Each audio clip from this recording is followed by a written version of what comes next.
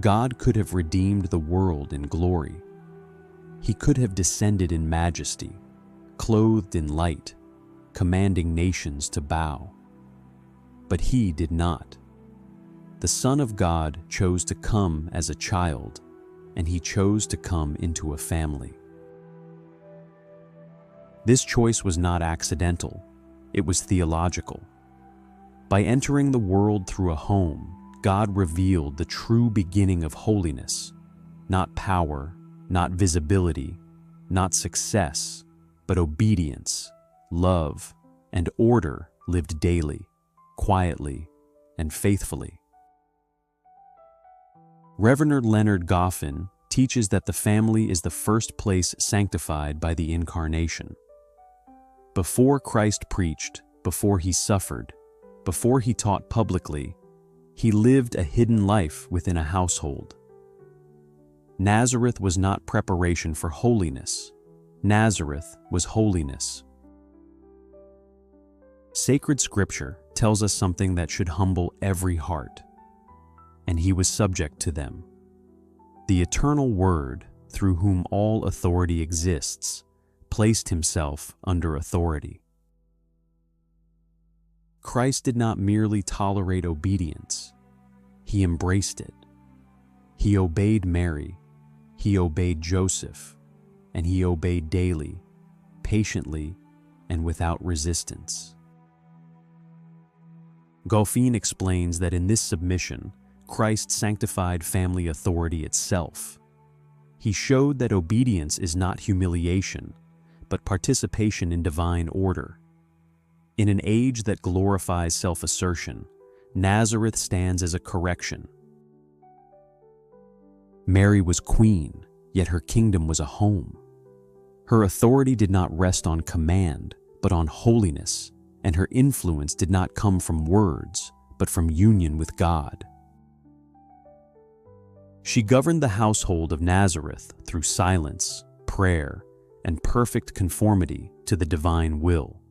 Goffine presents Mary as the supreme model of domestic sanctity, extraordinary not in outward appearance, but in grace. She teaches that homes are sanctified not by constant instruction, but by interior recollection. Where God is adored in silence, peace reigns. God entrusted his Son to a man. This alone reveals the dignity of fatherhood, for Saint Joseph did not rule through domination, but through responsibility. He did not lead by speech, but by action. Goffine emphasizes that Joseph's authority was real and therefore demanding, for he provided, protected, decided, and sacrificed in obedience to God. His labor was priestly in spirit. Through work, Joseph sanctified time. Through sacrifice, he sanctified authority. And through fidelity, he sanctified the home. For 30 years, the Son of God remained hidden. This silence was not emptiness, it was fullness. Goffine insists that the hidden life is not a lesser calling, but the ordinary path of sanctity for most souls. Nazareth teaches that God measures holiness not by visibility, but by fidelity. Every routine task, every repeated duty, and every unnoticed sacrifice offered in love becomes pleasing to God. The hidden life rebukes our restlessness and teaches us patience.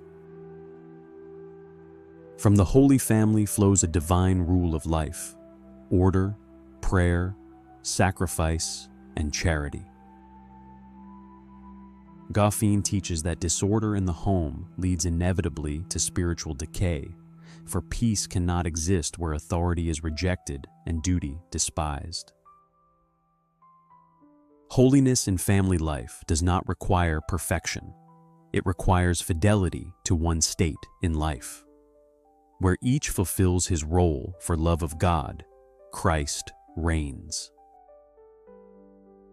The family is the first church established by God, Before the altar, before the school, and before society, the home forms the soul. Goffine warns that faith rarely survives in children when it is absent in the home, for doctrine taught without example becomes hollow. Children learn prayer by seeing prayer. They learn sacrifice by witnessing sacrifice. And they learn God by watching their parents live for Him. The crisis of modern families is not complex. It is the loss of order, the loss of obedience, and the loss of God at the center of the home. The remedy is not innovation, it is imitation. Reverend Leonard Goffine calls us back to Nazareth, not in nostalgia, but in obedience. He calls us to consecrate our homes to Jesus, Mary, and Joseph, to restore prayer, silence, and duty. God chose a home, not a throne, and in doing so, He showed us where holiness still begins.